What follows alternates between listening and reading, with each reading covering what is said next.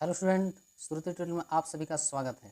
आज हम लोग पढ़ेंगे क्लास 9 सब्जेक्ट, है ना, क्लास 9 सब्जेक्ट साइंस। ठीक है, तो देखिए पढ़ेंगे साइंस का चैप्टर 3। चैप्टर है क्या चैप्टर भाई? परमाणु एवं अणु। अब थोड़ा सा ध्यान ये देना है कि ये जो चैप्टर है इसको जो हम बताए हैं वो पूरा विस्तार पूर्वक से समझने में किसी प्रकार का कहीं कठिनाई नहीं होगा। ठीक है, ऐसा शायद ही आपको कोई बताते होंगे या फिर आपको देखने को मिलेगा। पढ़िए, बहुत ही आनंद आएगा और समझ में पूरे आएगा, है ना, पूरे एकदम कॉन्सेप्ट समझ में आ जाएगा। ठीक है, तो देखिए परमाणु एवं अणु है, ठीक ना। हम लोग देखेंगे कि परमाणु क्या है, अणु क्या है ना, और इसको पूरे अध्याय को हम लोग समीक्षा करेंगे बहुत ही विस्तार से। कॉन्सेप्ट इतना आसान है, इतना अच्छा है कि आपको समझने में कहीं किसी प्रकार की दिक्कत नहीं होगा। देखिए हम लोग जानेंगे परमाणु एवं अणु के बारे में। देखिए किसी पदार्थ का वह मूल पदार्थ जिसे सरलीकृत नहीं किया जा सके तत्व कहलाता है। यानी जिसको मतलब साधारण से साधारण है पर इसको उससे भी अधिक साधारण नहीं कह सकता, जैसे हाइड्रोजन, कार्बन, ऑक्सीजन, आयरन, चांदी और सोना आदि। ठीक ना। तो देखिए पदार्थ का क्या है, पदार्थ का वह सूक्ष्मतम कण जिसे और धागे है ना आगे विभाजित नहीं किया जा सके वह परमाणु कहलाता है। अर्थात परमाणु यानी पदार्थ का वह सूक्ष्मतम कण है ना, सूक्ष्मतम कण जिसे और आगे विभाजित नहीं कर सके वह परमाणु कहलाता है। अर्थात क्या है कि इतना छोटा कण यानी छोटा से छोटा कण ही है परमाणु, इससे और छोटा नहीं कर सकता है। फिर है एक ही तत्व या भिन्न भिन्न के दो या दो से अधिक परमाणुओं के समूह जो रासायनिक से एक दूसरे से बंधे होते हैं क्या कहलाते हैं? अणु कहलाते हैं। यानी परमाणु तो होता है एक जो सबसे छोटे अवस्था में होता है, सूक्ष्मतम से भी सूक्ष्मतम में। जैसे मान लीजिए ऑक्सीजन प्लस ऑक्सीजन, तो इसका परमाणु 2 हो रहा है, यानी परमाणु की संख्या 2 जुड़ जा रहा है तो क्या हो जाएगा? और 2 हो जाएगा, यानी यह क्या कहलाएगा? अणु कहलाएगा। ठीक है, जो इसमें जुड़ जाता है। ठीक ना। फिर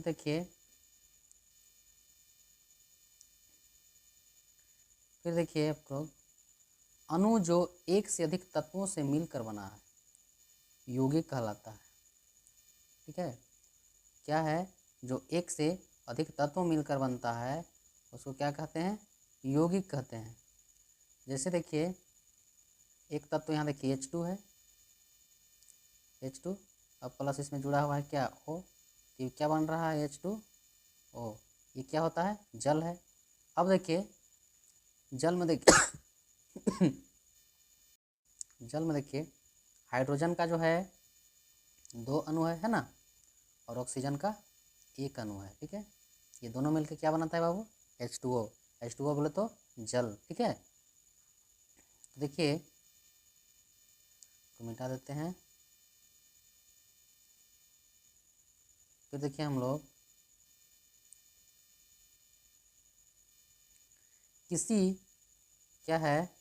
किसी तत्व के सबसे छोटे कण परमाणु होते हैं, जैसे हाइड्रोजन के परमाणु H, ऑक्सीजन के परमाणु O, कार्बन के परमाणु C, मैग्नीशियम के परमाणु Mg इत्यादि। ठीक ना। तो देखिए अब देखिए द्रव्यमान में क्या है? द्रव्यमान संरक्षण का नियम, द्रव्यमान संरक्षण के नियम क्या है? तुम लोग इसको देखते हैं। देखिए है ना, देखिए संरक्षण के नियम अनुसार किसी रासायनिक अभिक्रिया में द्रव्यमान का नहीं तो सृजन होता है और नहीं विनाश होता है। ठीक है, देखेंगे निश्चित अनुपात का नियम किसी भी यौगिक तत्वों में सदैव एक निश्चित द्रव्यमान के अनुपात में विद्यमान होते हैं। ठीक ना। फिर है दिए गए तत्व के सभी परमाणुओं के द्रव्यमान एवं रासायनिक गुणधर्म समान होते हैं। इसका जो गुणधर्म होता है वो क्या होता है? समान होता है। ठीक ना। फिर देखिए भिन्न भिन्न तत्वों के परमाणुओं के द्रव्यमान एवं रासायनिक गुणधर्म भिन्न भिन्न होते हैं, है ना। रासायनिक गुणधर्म जो होते हैं वो अलग अलग होते हैं, भिन्न। यानी जो वैज्ञानिक है डाल्टन के परमाणु सिद्धांत में परमाणु द्रव्यमान सबसे विशिष्ट संकल्पना थी और उसके अनुसार प्रत्येक तत्व का एक अभिलाक्षणिक परमाणु द्रव्यमान होता है ना। फिर क्या है, परमाणु द्रव्यमान इकाई किसी तत्व के सापेक्षिक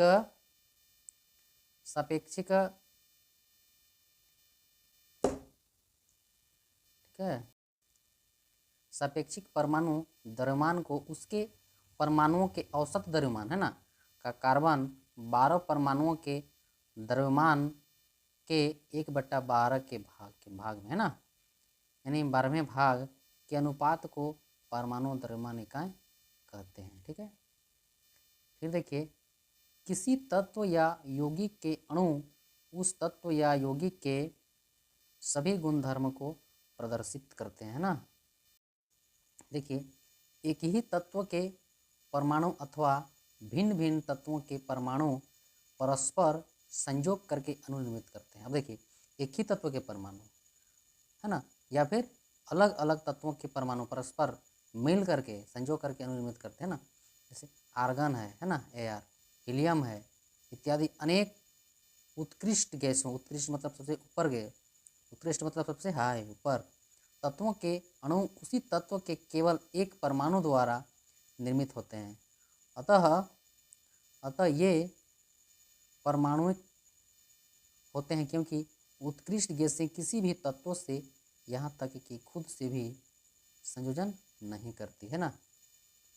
देखिए, ये जो 9 का है ऐसा बात नहीं कि सिर्फ 9th के लिए ही, है ना, ये 10th 11th सभी के लिए कामयाबी चीज़ है, ये अलग अलग नहीं होता है। ठीक है, फिर देखिए, किसी अनुसंरचना में प्रयुक्त होने वाले परमाणुओं की संख्या को उस अणु की परमाणुकता कहते हैं। ठीक है, जैसे ऑक्सीजन के अणु यानी क्या है बाबू, O2 है, कि परमाणुकता 2 है यानी ऑक्सीजन में कितने परमाणु मिला हुआ है, 2 मिलकर के फिर अणु बनता है।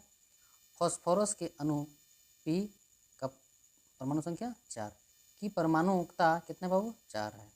तो है कुछ तत्व जैसे ऑक्सीजन, हाइड्रोजन और क्लोरीन इत्यादि अपने 2 परमाणुओं से अणु बनाते हैं।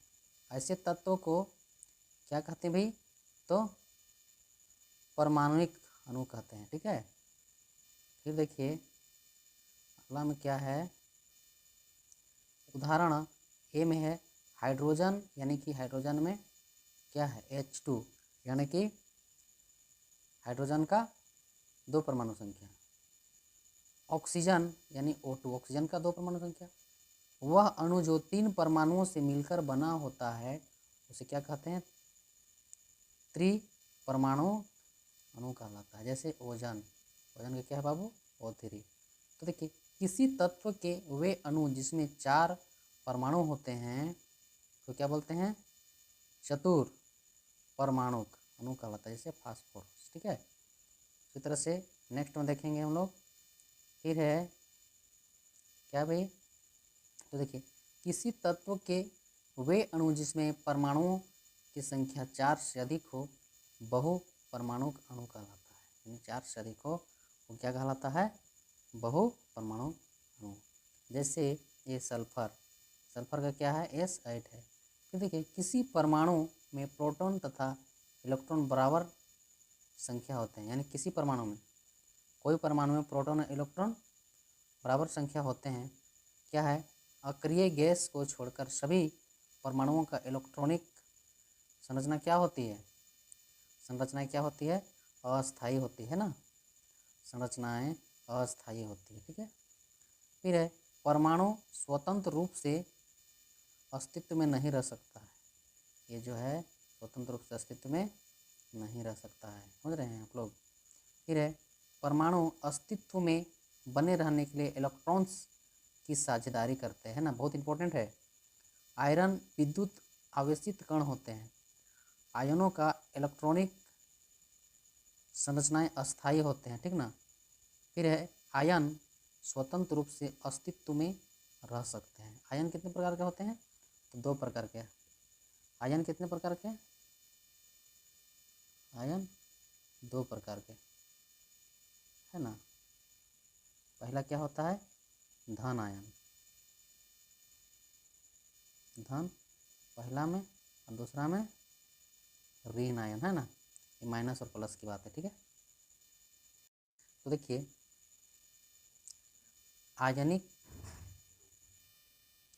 आयनिक यौगिकों में पहला तत्व धातु यानी मेटल होता है, ठीक है। फिर देखिए जो धन आयन, ठीक है, केशन बनता है, और दूसरा तत्व अधातु नॉन मेटल होता है जो ऋण आयन क्या बोलते हैं? अनियन बनता है। मोल एक प्रकार से बहुत सारे परमाणुओं का ढेर यानी हीप है, जिसमें किसी भी तत्व के परमाणु, अणु अथवा, ठीक है, अथवा आयनों की संख्या, ठीक है, आयनों की संख्या 6.022 गुणे 10⁻23 होता है, ठीक है। मोल यानी पदार्थ की वह मात्रा है जिसमें कणों की संख्या परमाणु, आयन, अणु या सूत्र इकाई इत्यादि यानी कार्बन के 12 ग्राम में विद्यमान अणुओं के बराबर होती है, ठीक है। तो आप लोग को बार बार बोल रहे हैं, इसको कॉपी में नोट करते जाइए ताकि आप लोग को याद रहेगा, कहीं पर किसी प्रकार का दिक्कत नहीं होगा, ठीक ना। ये मैट्रिक के लिए बहुत इंपॉर्टेंट है, 9 क्लास का है लेकिन मैट्रिक के लिए भी इम्पोर्टेंट है, ठीक है। किसी पदार्थ के एक मोल में कणों, परमाणु, अणु अथवा आयन की संख्या निश्चित होती है, ठीक है, जिसका मान 6.022 गुणे 10⁻23 भी बताए थे होता है। इसी संख्या को आवेगाद्रो, ठीक है, स्थिरांक या आवेगाद्रो संख्या कहते हैं, है ना। तो देखिए फिर देखिए किसी तत्व के परमाणुओं के एक मोल का द्रव्यमान को मोलर द्रव्यमान कहते हैं। ध्यान दीजिए, किसी तत्व के परमाणु का एक मोल का द्रव्यमान को क्या बोलते हैं? मोलर द्रव्यमान बोलते हैं। परमाणुओं के मोलर द्रव्यमान को ग्राम द्रव्यमान यानी परमाणु द्रव्यमान भी कहते हैं, यानी परमाणुओं के मोलर द्रव्यमान को ग्राम परमाणु द्रव्यमान भी कहते हैं, ठीक ना। फिर देखिए अगला तो हो गया, देखिए इसको हम देखते हैं। क्वेश्चन है परमाणु द्रव्यमान का इकाई को परिभाषित कीजिए, है ना। देखिए आप उसमें बढ़िया से ध्यान दीजिएगा, आपको कोई भी क्वेश्चन रहेगा इस चैप्टर का, आपको बहुत ही आसान से उसका उत्तर दे देंगे, है ना। उत्तर देखिए, परमाणु द्रव्यमान इकाई को परिभाषित, यानी परमाणु द्रव्यमान की इकाई क्या है? देखिए परमाणु द्रव्यमान इकाई यानी एटॉमिक मास यूनिट, कार्बन कितना है भाई? 12 है। समस्थानिक के एक परमाणुओं के द्रव्यमान, ठीक है, कि 1/12वें भाग के बराबर होता है। कितने बार को? 1/12वें भाग। नेक्स्ट क्वेश्चन देखिए जो है, एक परमाणु को आंखों द्वारा देखना क्यों संभव नहीं होता है? मान लीजिए एक परमाणु को तो खुली आंख से नहीं देख सकते बिना सूक्ष्मदर्शी। देखो इधर, एक परमाणु को आंखों द्वारा देखना संभव इसलिए नहीं है क्योंकि इसका साइज अत्यंत छोटा होता है। क्लियर? अतः इसे खुली आंखों से देखना संभव नहीं है क्योंकि बहुत ही सूक्ष्म होता है, सूक्ष्म मतलब छोटा। फिर देखिए थोड़ा सा हम लोग सूत्र को देखेंगे। निम्न में सूत्र लिखिए, देखिए सोडियम ऑक्साइड, क्या? सोडियम ऑक्साइड यानी कि Na2O3, ठीक है। सोडियम ऑक्साइड क्या है भाई? तो सोडियम का परमाणु संख्या देखिए 2 है, ठीक ना, और ऑक्सीजन का 1 है। कितना है? 1 है, यानी कि दोनों मिलकर बनता है Na2 इधर और 3, सॉरी 3 नहीं होगा, है ना। तो देखिए उसी तरह से ये सूत्र बन गया Na2O, सोडियम ऑक्साइड। अगर सोडियम हाइड्रोक्साइड बनता तो 3 होता, ठीक ना। फिर देखिए नेक्स्ट है एल्यूमिनियम क्लोराइड, है ना। नेक्स्ट में है एल्यूमिनियम क्लोराइड। अब एल्यूमिनियम का जानते हैं आप लोग, Al होता है, इसमें क्या जुड़ रहा है? क्लोराइड यानी Cl3, तो बन के क्या हो जाएगा? Al क्या हो जाएगा? Cl2। अब देखिए एल्यूमिनियम का कितना है भाई, ये किस में चल रहा है, ये जो इसका आयन है वो यहाँ ऋण में दिख रहा है, और ये क्या है, किसी से ले रहा है ना। आवेश में है +3, क्या है, क्लोरीन का। फिर देखिए सोडियम सल्फाइड, सोडियम की क्या है Na, इसका परमाणु संख्या क्या है 2। अब 2 के ऊपर में माइनस दिया रहा है, यानी सोडियम का जो परमाणु संख्या यानी कि इसका जो है ये इलेक्ट्रॉन इसका क्या हो रहा है, यह प्राप्त कर रहा है। अब देखिए मैग्नीशियम हाइड्रोक्साइड, ठीक है ना, Mg का माइनस यानी 1 में माइनस है, यानी क्या है, इलेक्ट्रॉन प्राप्त कर रहा है 1 इलेक्ट्रॉन। ये प्लस का मतलब 2 यह त्याग रहा है हाइड्रोक्साइड, ठीक ना। तो देखिए नेक्स्ट में देखिए और कुछ है तो इस तरह से आपका चैप्टर समाप्त हो गया। ये 9th और 10th के लिए बहुत ही इम्पोर्टेंट है, इसको आप लोग कॉपी में नोट कर लीजिए और चैनल को सब्सक्राइब कीजिए और अपने दोस्तों के साथ जितना फॉरवर्ड करने सकें करिए, ताकि आपको बहुत जल्द वीडियो बना के भेजूँगा, ठीक है। सभी को धन्यवाद।